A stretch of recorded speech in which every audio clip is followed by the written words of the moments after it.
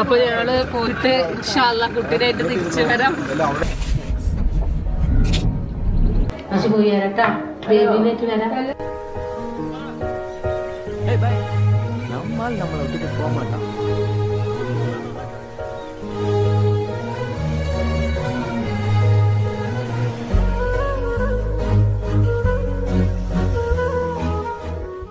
Tension തീരെ കൊടുക്കണം, എപ്പോഴും ഹാപ്പി ആയിട്ടിരിക്കും. സാമുക്ക് എൻ്റെ കൂടെ തന്നെ ഇല്ല, എന്തിനാ പേടിക്കുന്നത്?